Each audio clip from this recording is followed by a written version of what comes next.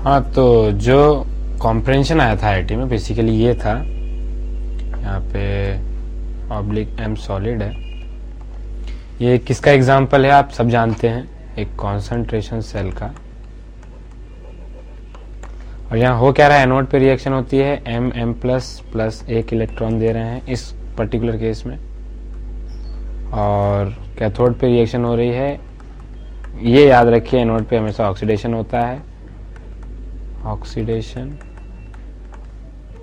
Reduction ये होता है आपका हमेशा एनोड पे। Oxidation is always at anode, ये होता है आपका कैथोड पे। तो ओवरऑल रिएक्शन अगर आप देखेंगे तो कुछ नहीं है, बेसिकली एम प्लस कैथोड, ये सी लिख लें, गिव्स एम प्लस एनोड।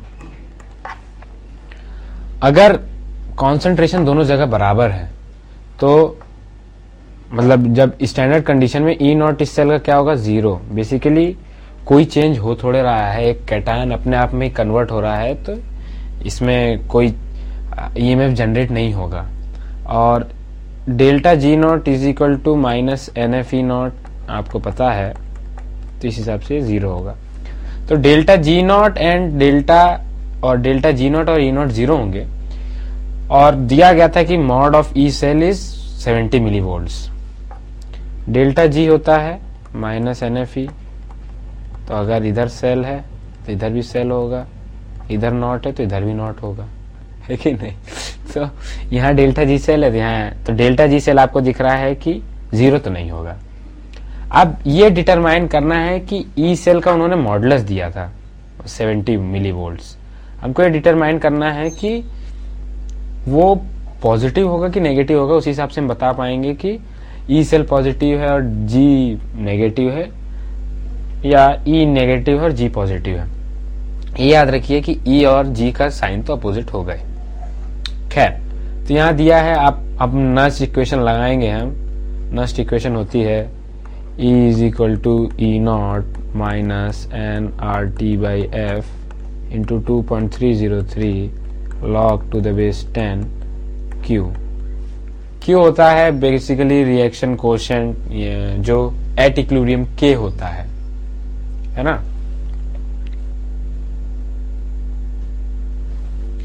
तो Q यहाँ पे देखिए कितना आएगा, रिएक्शन कोशेंट इस रिएक्शन के लिए होगा M plus concentration at anode divided by M plus concentration at cathode. और नंबर ऑफ इलेक्ट्रॉन कितने इन्वॉल्व हैं, एक, तो N1 हो जाएगा।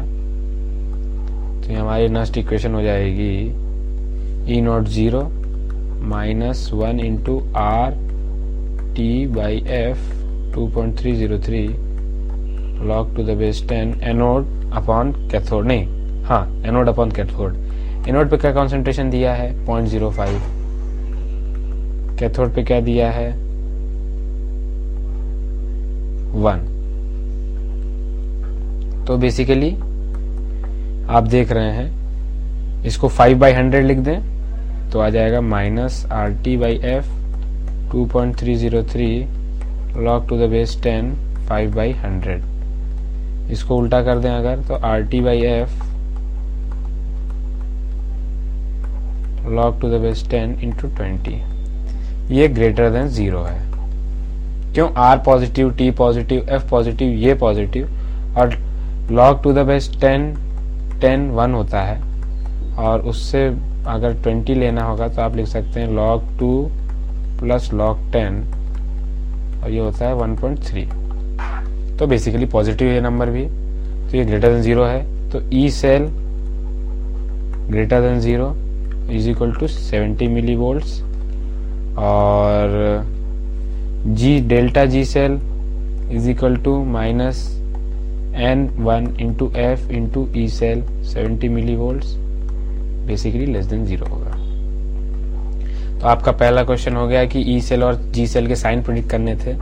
अगला दिया था कि 0.05 की जगह हम 0.0025 कर दें, तो ई सेल कितना हो जाएगा, कुछ नहीं, आप इसी में डाल दीजिए values. E cell is equal to 0 minus 1 into R into T by F log to the base 10 0.0025 upon 1। उल्टा कर दीजिए RT/F। लोग डर गए लॉग देखते ही, जबकि ऐसा कुछ था नहीं। कितने 400 RT/F log to the base 10 20 का स्क्वायर। तो इसको आप लिख सकते हैं 2 into RT/F log to the base 10 20। और ये आपको मालूम था कि इसकी वैल्यू आई थी अभी, इधर देखिए ये हमारे पास रखी हुई है, यही वैल्यू थी 70 मिलीवोल्ट्स की। ये देखिए RT/F 2.303 into log to the base 1020।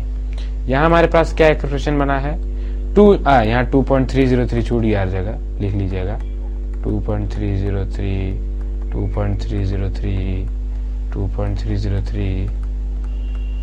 तो इसी को हम लिख सकते हैं 70 और ये हो गया आपका 140 मिलीवोल्ट्स। ये हो गया आपका क्वेश्चन नंबर 2 सॉल्व। यहाँ भी लिख लीजिए 2.303। तो देखिए कितना आसान सा इलेक्ट्रोकेमिस्ट्री का एक question, just based on Nernst equation, और कुछ भी नहीं था इसमें नस्ट इक्वेशन के अलावा। ये मालूम होना चाहिए कि एन क्या रखना है और एनोड बाई कैथोड करना है, कैथोड बाई एनोड। तो बेसिकली वो रिएक्शन आप एनोड पे जो हो रही रिएक्शन वो लिखिए, कैथोड पे जो रिएक्शन हो रही वो लिखिए, उसको ऐड कर दीजिए। एनोड पे ऐसे रिएक्शन लिखिए जो कि मतलब क्या होता है, उस पर ऑक्सीडेशन होना चाहिए, तो राइट साइड में ऑक्सीडाइज चीज होनी चाहिए, कैथोड पे राइट साइड में रिड्यूस चीज होनी चाहिए। तो इस हिसाब से आसान से क्वेश्चन आप बना देंगे।